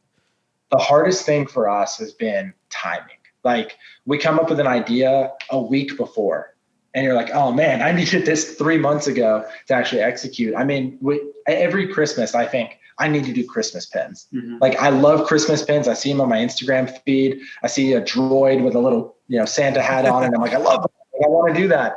And I'm just never thinking about it in August. And that's when you have to, right? You have to be on that wavelength. And we just introduced Diamond Destinations, which is like a new series for us. It's us trying to like branch out and do fictional places and stuff. And we were talking about with Avengers and the anniversary of the first movie coming out. We were like, that's something that we have to take into account, 6 months ahead of time. Mm-hmm. Do we want to design a pin for this anniversary or this release or this thing?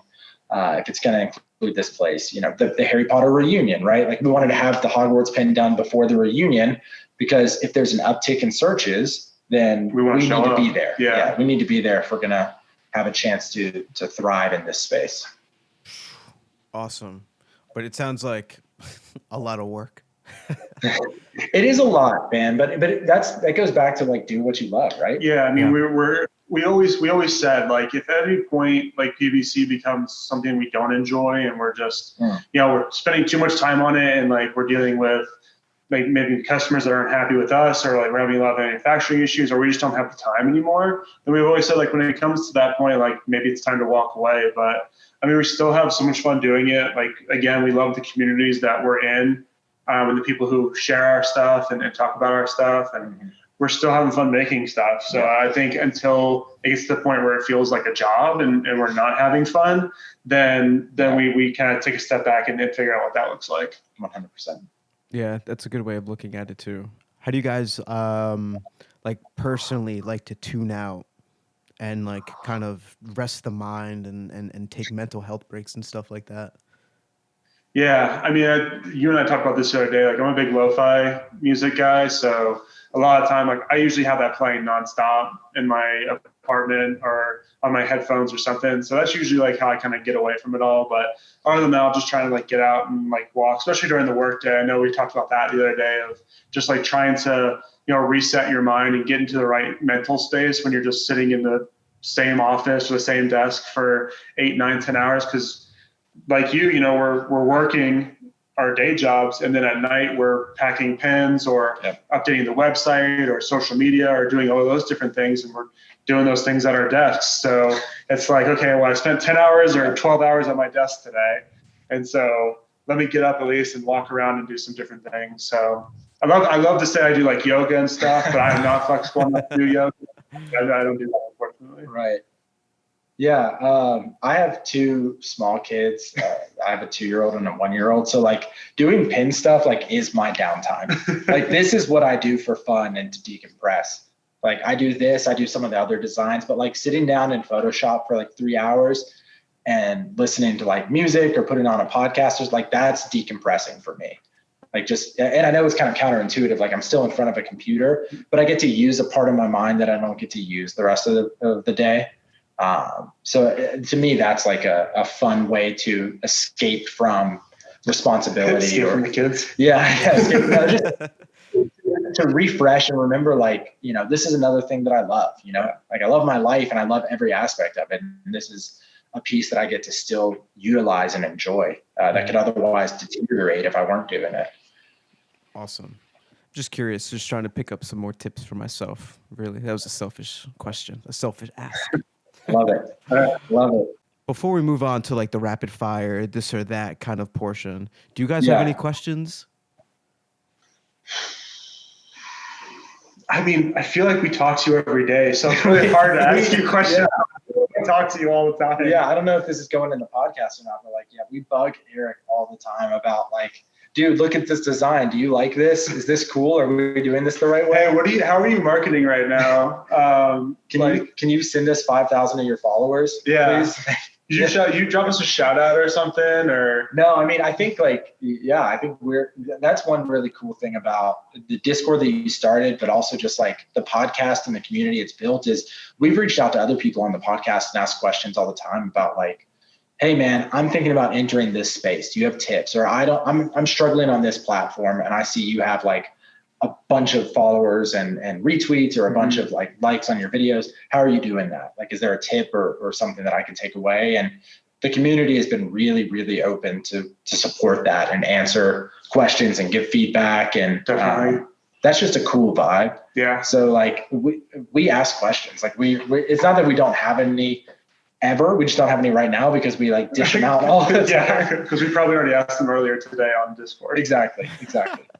This is true. You guys have both been very supportive of the podcast since, I don't know, I think the beginning. I don't know how far. It feels like a long time just because like this pandemic makes 2020 seem like such a long time ago. I mean, it's insane. We're coming up on like 2 years, but still it feels like 5 years ago.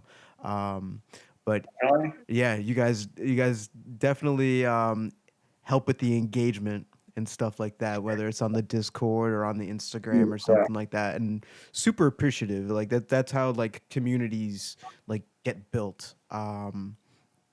It's just so awesome. So I guess before we wrap things up, I just wanted to express my gratitude to the both of you for being supportive of the pins and the podcast, but also just being like great people, very transparent. Like there's no mask you guys are hiding behind. Like you guys are very transparent and open with everything, and that was very evident even before we hopped on this meeting. So yeah, shouts out to PBC. No, I mean, we appreciate the hell out of you. I mean, the podcast has been great for us, and we've picked up a lot of things and learned a lot of things. So appreciate you starting and having us on. It's still kind of surreal. I mean, I was telling Chris when I was driving over here today, I was like, it's still kind of surreal feeling that we're on it. because we've talked about it, and you know, you and I obviously we've talked with you and done the happy hours and stuff, and so it's cool to finally be like an episode. Yeah. Oh yeah, your lives are gonna change once this bad boy airs. We can't go out in public. Yeah, I know. You guys are gonna have to hide at Patches and Pins Expo. All the girls are gonna be coming. Oh yeah. You get flooded by the fans. Oh, that's funny. All right, we're running super long with this one, so let's wrap it up with some fun rapid fire. This or that. Sure.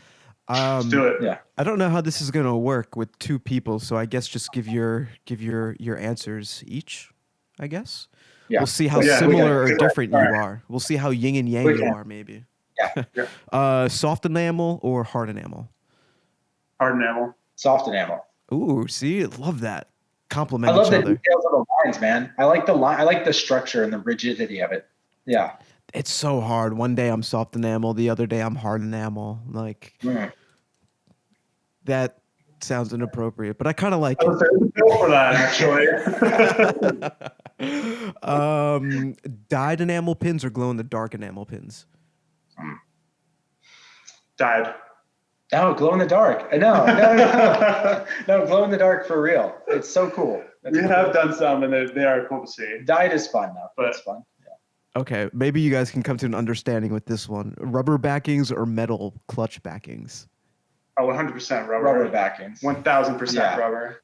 and colored rubber backings. Yeah, that's something that we're gonna definitely do more of this year. Yeah. Yeah, those are always a lot of fun, and now I'm starting to see like a trendy thing is trying to get shapes cut out into I them. think as well. Yeah. We've talked about it because they're pretty inexpensive. If you're gonna do shapes, like look into it. It's pretty cool, but we just haven't pulled the trigger yet. Maybe soon. Okay. Favorite pin related hashtag to use? Ooh, hashtag pin game strong. No, don't say that one. I like your pin game confused. I think that's a fun. That was pretty good. That's a new. I've been pin game strong for a while, but I like pin game confused now. Oh man, yo, that's catching on. Pin game confused. That might be like the motto for season 3. Put that on a pin. Yeah, make a pin out of that. Put that on a pin, put that on a shirt. We'll see where that goes. Maybe that'll be like the next thing. I like that. Who's the pin addict and who's the pin collector of the two? I think I'm probably more the collector. Yeah. I would think. Yeah, you're curated. I'm like, I just buy it all. I get on the site and I'm like, I go for one pin and I leave with 10 and I'm like, he'll send me pictures and he'll be like, yeah, I just got these in, and it's like there's like Simpsons pins in there and like other stuff. I'm like, he's like, do you watch The Simpsons? I was like, when was the last time you watched The Simpsons? He's like, I think I've watched like 3 episodes. I thought the pins were cool. It's a cool pin.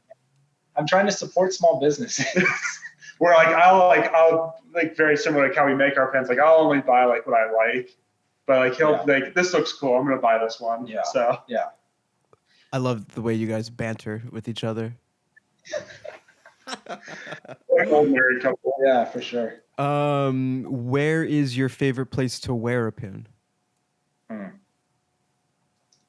For the longest time, so I don't have it here, but I have a pea coat that I wear in the wintertime, and I have, I usually just rotate on my lapel, like whatever it is. So sometimes I'll have diamond hands on there. Usually the smaller ones, it's hard to put, like a big ass like diamond destinations on there, but I'll rotate some of our smaller pins on my lapel. And then there was a while where I had a messenger bag and I had some of them on the handle, or on the handle. What the hell is this thing called? Strap. On the strap. See, there we go. Yin and yang right here.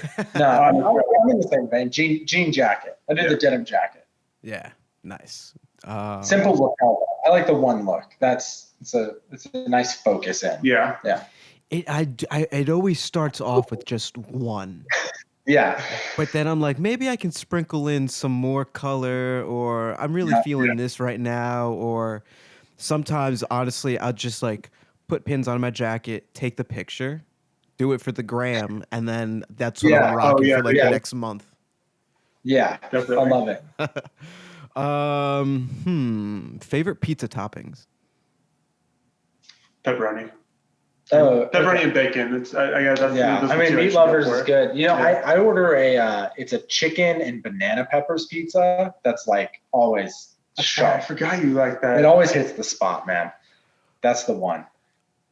Okay, what? Banana peppers? It's sharp. He No, thinks that's it's weird. That's like a classic thing. Yeah, People classic do that. for like you weirdos. People do that, man. Yeah. You got your protein, got a little bit of tang. I also just attack all the banana pepper people who order banana peppers. You're canceled if you shop at Hot Topic. You're canceled if you eat banana peppers peppers on your pizza. Don't even get me started on pineapple.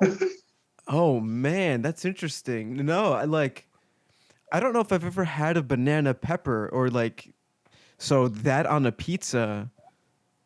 Wild. I don't know, it's man. a game. Give it a shot. It's good. maybe It's you should enter my virtual pizza night contest. Our pizza party marathon. We'll do that. You send me your order. Banana peppers? What? What would even be funnier is if we both have the same pizza, so it's like we're eating from the same pie. Yeah, do like halves. Like half is Chris's and half is Eric's. So like you try each other's. See, I was thinking maybe you just order a pizza and mail the slices to everybody. They eat 4-day-old. It's like just messed up stale pizza. I'll 3D print like a little box, little container for it. Like the Sapporo boxes, right? Yeah, exactly. Yeah, exactly. Who's your favorite turtle? Leo. God damn it. Mine's Leo. Yeah. Raph. I like Raph too. Okay. There's the yin and yang. Yeah, but I think we're both Leo. I mean, to be honest, we're both very responsible, like leader focused. Mm-hmm. Like it's weird that our personalities match because I think like we could clash really hard, but otherwise. So it makes us such good leaders. Maybe so. Wait, we just happen to lead in the same direction. What are your astrology signs? Scorpio. I actually am a Leo, so yeah, it works out well. Oh yeah, I have no idea. But I figured people who are listening might be interested and might know that kind of stuff. What's yours?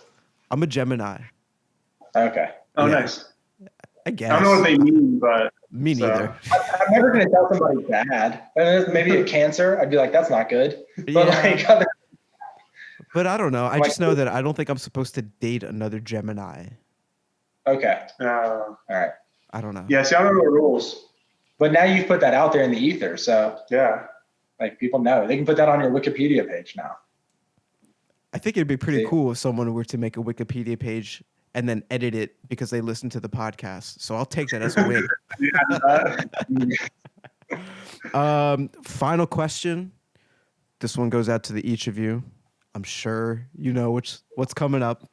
But Chris, Nick, Charlie, Pins by Charlie, what are the little things in life for you guys? Go ahead, you first. Man, I mean, I have 2 little people that live in my house and require all my attention. So like, to me, man, just like the little stuff they do, like the little moments, this pandemic's been hard, I think, for everybody. But getting to spend time with my family here and, get to see my wife and my kids every day and spend time with them, like that's huge, and the little stuff that like I won't remember 20 years from now, like that's big stuff now. And I just think that's a huge payoff for me. Like it makes all this other stuff worth it in the long run. I feel that. I don't have little people of my own, but I feel that. Yeah. I don't have little people either. Like I look after his little people sometimes, but they're definitely fine. Yeah, for me, like I'm surrounded by such incredible people. Like I'm very fortunate to have, obviously Chris and his family, his wife and his kids, and I have a fantastic group of guys that surround me. I've got 7, 8, 9 best friends that, we're all very tight knit. We all went to high school, college together, and everybody's kind of doing their own thing. And everybody's just very supportive of one another, knows everybody's parents. And I have a lovely girlfriend, and she's super supportive of everything I do in life and career and with the pins and everything, and my parents and my family. So for me, the little things is just being surrounded by the people that just continue to build me up and help me be the better person. Spoken like true gentlemen. I like that. It's the people around us. Yeah, 100%. That's why we do everything, right? Is just to build that community around us. Yeah. I mean, you guys are glowing and the people around you are glowing. You guys got like you're surrounding yourselves with great people. It seems like a great system. You got a great thing going. I'm super excited to see what 2022 has in store for you guys. Like, now you're inspiring me, and I'm just, that much more invested in your journey and like your growth and stuff like that. Like, it's really cool. So, thank you for sharing those heartwarming sentiments with me. And yeah, very cool. That brings us to the end of Pin Pals. I love it. We How made about it. that? We did it. Absolute pleasure. Fun. Oh yeah, dude, the pleasure's been mine for sure. I mean, we're probably gonna hop on the DMs and talk on the Discord right after this. Yeah. Yeah. Definitely. But I want to thank you guys for your time, your expertise, and just sharing your knowledge and tidbits of wisdom that you've picked up, throughout the years, lessons learned, and things like that. That's very cool. I want to give you guys the floor. If you have any shout outs, go ahead and give them out and let people know kind of where they can find you and what you have coming up. Yeah. So, like, obviously, thank you for giving us the platform to talk about everything. It's been awesome to share our story, and we hope that it helps other pin makers that are trying to get started. And Sure. And I know listening to other people have been on your podcast has been super helpful. Shout outs, In the Money Adam and TKS Mantis are the two YouTube channels who have helped us grow. And so we definitely wouldn't be here without them. Yeah. Shout out Warrior Pens. Yeah, Warrior Pens. Always. Podcast. So many great guests. I mean, we've talked to a lot of people there. BB Create, we've reached out to. I mean, so many good folks in this community. Shout out to the Discord. Always good stuff going around in there. Vin Pen, always giving good feedback on the Discord.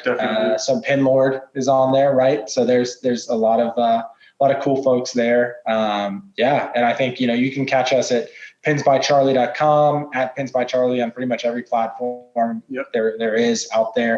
And then we're super approachable. So like, shoot us a question, give us an idea, man. We love inspiration. We love talking ideas, and we want, you want to make a pin, like talk to us and we'll help you do it.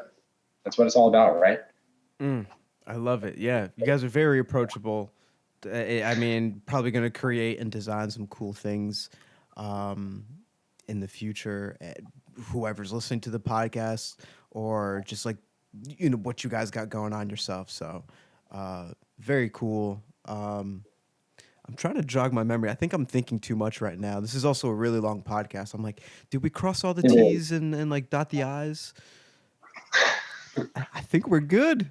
I think we did, man. We covered it. Yeah. Sorry, man. We're long-winded people. Yeah, we talk a lot. Like, yeah, Nick has a marketing degree. I have a marketing and sales background, and I have a communications degree. So we're not short on talking.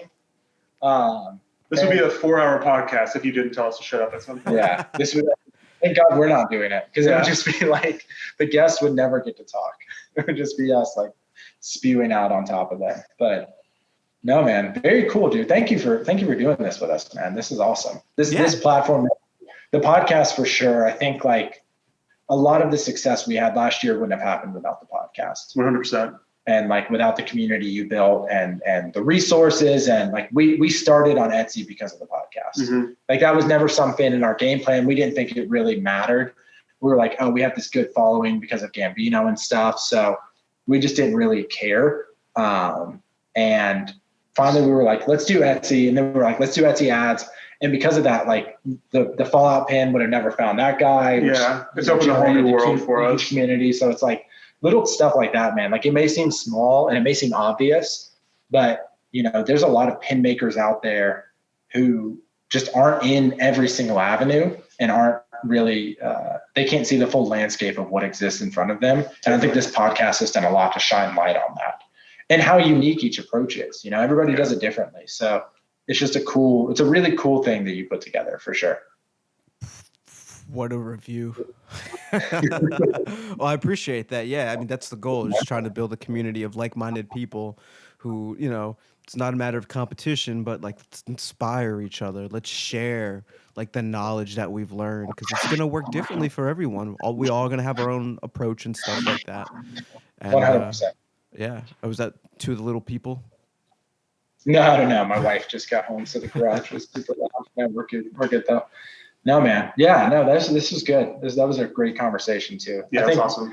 Yeah, maybe you say stuff like strategy, or like maybe we should try strategy going forward. That would be helpful for us. Well, we'll have to Maybe do we a should follow figure up out then. After you come up with the strategy and stuff like that, Yeah. we can Yeah. talk about it pre and post strategy. I don't know. Yeah, that's a good call. I Yeah. love that. Where are they now? That's what you need. It's like how have they changed since the podcast, Since the last podcast. episode they're on. Yeah. How many are still in business? How many gave it up? How That many would are be really famous? funny. Dude, like Adventure Society, man, like his stuff is like crazy good. I mean, he posted something today. It was like 3 minutes sold out. Just wild. The stuff he puts out there. All of his stuff, it's just like it's I mean- it's insane. It's admirable to watch Yeah. and to see, but holy cow. Yeah, like the Pin Lab guys, like it's cool because what they're doing is so unique. And being in Atlanta, it's different here, right? Like LA, New York, Jersey, like there's pin communities there. There's people who have like-minded. We know like one other pin maker around us, Right. and that's kind of weird. Like because there's not a great inroad locally to meet with people, share ideas, and all of that. Mhm. So all of the inspiration, all of the feedback, everything we get is from people we've met online and through these communities. So it's fun and it's unique. I'm hoping that Atlanta becomes, in the South and the Southeast, becomes similar in that vein and rises up. But I mean, people wise, like obviously we're a lot smaller. So I think that's a big part of it. Yeah. God. But we have Dragon Con, so that's huge. We could piggyback off that. Yeah, there we go. There you go. That's something. Yeah, I don't think we talked. Yeah, we didn't talk too much about vending or anything like that. But I think you mentioned that you didn't have any vending. You haven't done any shows or anything just yet. When you said that, though, I was thinking how funny it would be. You had the briefcase, and that was like a cool presentation. But what if you just made it giant, like a giant briefcase? Like that is your display. We're sitting, we're like holding the pen. That's genius. That's pretty funny. Yeah, we're excited. I mean, that's definitely something we want to try and tackle. I think is as the world gets back to normal, hopefully in the future, getting back in front of people and doing a show at some point. Yeah, just like connecting with like-minded people in person. I think that'd be a cool thing that we just haven't been able to do yet, really. For sure. Well, another reason for people listening to join the Discord server, the Pin Pals Discord. Great place, good insight. But yeah, let's wrap this bad boy up because I am hungry. I bet, man. Yeah, dude. I'm hungry. Again, I appreciate your time. Hopefully I didn't keep you away from anything too pressing. It is Friday night, so I know that we're all gonna try and get lit afterwards. Yeah, exactly. That's what we were doing during the podcast. Just turning up, man. I love it. Well, both of you again, thanks. I'm sure we'll be talking very soon. Until then, be well, good luck, and I forget how I close out these things. Peace out. Love it. Thanks, brother. Appreciate you, man.